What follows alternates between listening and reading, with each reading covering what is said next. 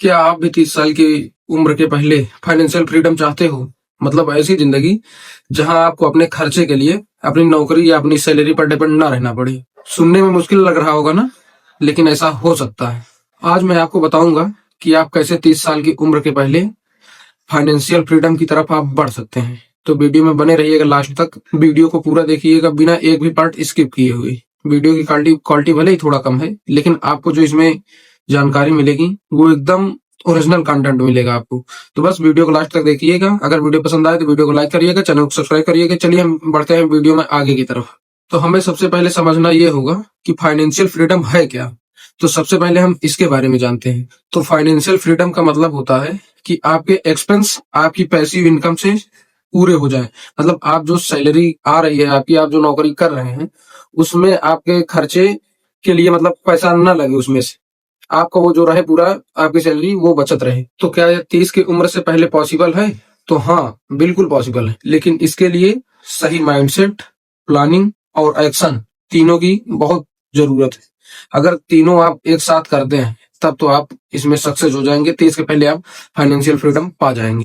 तो इसी वीडियो में मैं आगे आपको 4-5 स्टेप ऐसे बताने वाला हूं जिसे आप फॉलो करके आप 30 की उम्र से पहले फाइनेंशियल फ्रीडम पा सकते हैं। तो वीडियो को लास्ट तक देखिएगा। चलिए हम आपको ले चलते हैं अपने पहले स्टेप की तरफ। तो हमारा पहला स्टेप होने वाला है कि अपनी इनकम का लगभग 30% आपको बचाना है। अगर आप 10,000 हर महीने कमाते हो तो उसमें से आपको 3,000 बचाकर रखना नहीं है, उसे इन्वेस्ट करना है। ज्यादातर लोग क्या करते हैं कि पहले वो सैलरी आने के बाद खर्च करते हैं, उसके बाद जो बचता है उसे बचा कर रखते हैं। लेकिन अमीर लोग क्या करते हैं, वो पहले इन्वेस्ट करते हैं, उससे जो बचता है उसे खर्च करते हैं।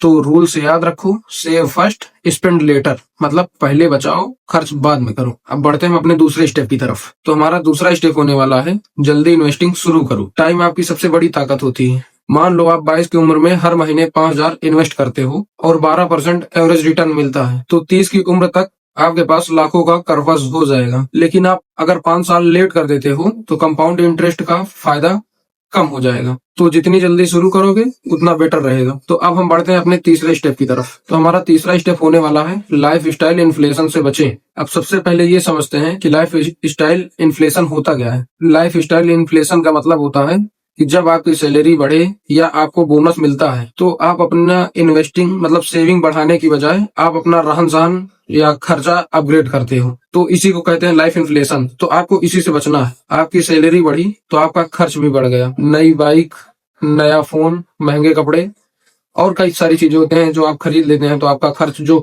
आपका बोनस मिलता है उसमें चला जाता है। अगर आपकी इनकम बढ़ी है, आपकी सैलरी बढ़ी है, तो आप अपना इन्वेस्टमेंट बढ़ाओ। मतलब आपको ज्यादा मिल रहा है पैसा तो आप ज्यादा इन्वेस्टमेंट करो, जिससे आप ज्यादा प्रॉफिट कर सकते हो, ना कि आप अपना खर्चा बढ़ाओ। और लोग इसी का उल्टा करते हैं, इन्वेस्टिंग की जगह वो अपना खर्चा बढ़ा लेते हैं।